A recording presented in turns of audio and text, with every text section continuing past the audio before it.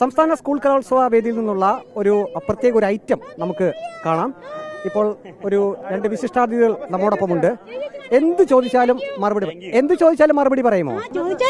ചോദിച്ചാലേ പറയുള്ളൂ അല്ലേ? എന്റെ പേര് പ്രവീൺ.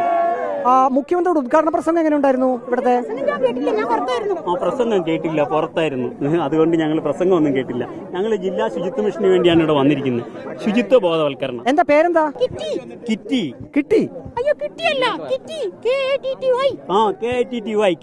തിരുവനന്തപുരത്തെ ചൂടെങ്ങനുണ്ട്? ആവശ്യത്തിനുണ്ടല്ലേ? അതുപോലെ തന്നെ ആവശ്യത്തിനുണ്ട് അല്ലേ? കഴിഞ്ഞ വർഷം ഈ സമയത്ത് ഇത് ചൂട് തന്നെയുണ്ടല്ലേ? ഇപ്രാവശ്യത്തെ കുട്ടികളൊക്കെ എങ്ങനെയുണ്ട്?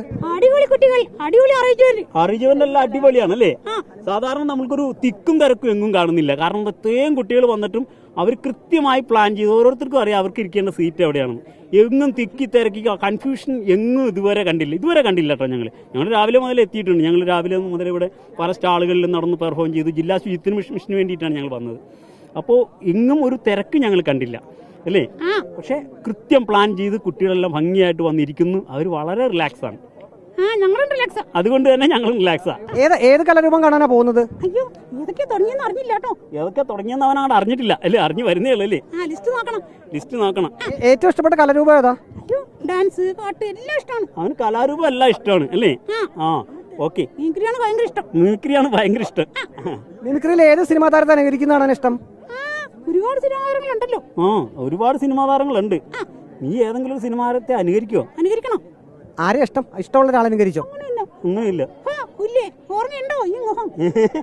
കേന്ദ്രമന്ത്രിയാ, ഓർത്തോണം കേട്ടോ, കേന്ദ്രമന്ത്രിയാ. സിനിമാ താരമല്ലേ? നമുക്ക് ആരാധിക്കാം അല്ലേ? മന്ത്രിയായാലും നമുക്ക് പ്രശ്നമില്ല അല്ലേ?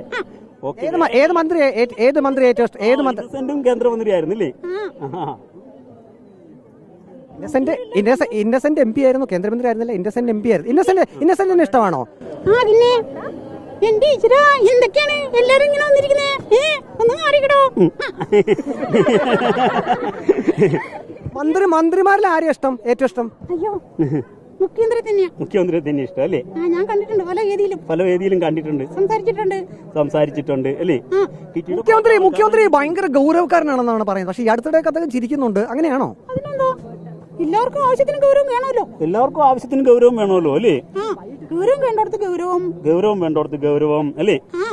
ഓക്കെ. പിന്നെ ചിരിക്കേണ്ടോടത്ത് ചിരിക്കാൻ വേണം അല്ലേ? എല്ലാ മനുഷ്യരും അങ്ങനെയാ.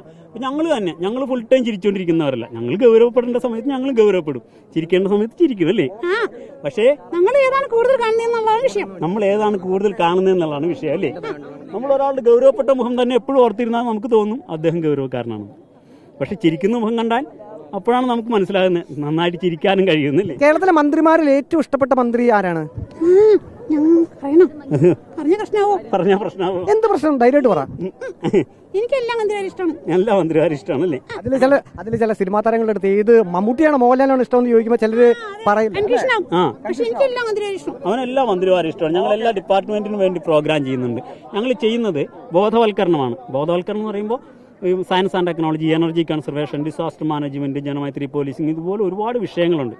അത് ഓരോ വിഷയങ്ങളും ഞങ്ങൾ ഏറ്റെടുത്ത് ചെയ്യുന്നുണ്ട് അല്ലേ? ഓക്കെ. റോഡ് സുരക്ഷ ഓക്കെ. ഗണേഷ് മിനിസ്റ്റർ ഇഷ്ടമാണ് അല്ലേ? ഗണേഷ് മിനിസ്റ്റർ ഇഷ്ടമാണ്. അപ്പോൾ പ്രധാനപ്പെട്ട വിഷയങ്ങളിൽ ജനങ്ങൾക്ക് ബോധവൽക്കരണം നടത്തുക എന്നുള്ളതാണ് ഈ ടീമിന്റെ ഉദ്ദേശം എന്നുള്ളത്. ഏതായാലും അവരുടെ നല്ല ഉദ്ദേശത്തെ നമ്മൾ അഭിനന്ദിക്കുകയാണ്. ധാരാളം കാണികളാണ് ഈ പ്രകടനം കാണുന്നതിനായിട്ട് ഇവിടേക്ക് വന്നത്. അങ്ങയുടെ പേരെന്താണ്? പേര് വിനോദ് നരനാട്. ഞാൻ കിറ്റി. ഞാൻ വിനോദ് നരനാട്. അപ്പൊ രണ്ടുപേരുടെ പേര് കൃത്യമായിട്ട് മനസ്സിലായല്ലോ. വീഡിയോ ജേർണലിസ്റ്റ് അജി കുടുംബനൊപ്പം reporter Praveen Purushothaman, in reporter, Thiruvananthapuram.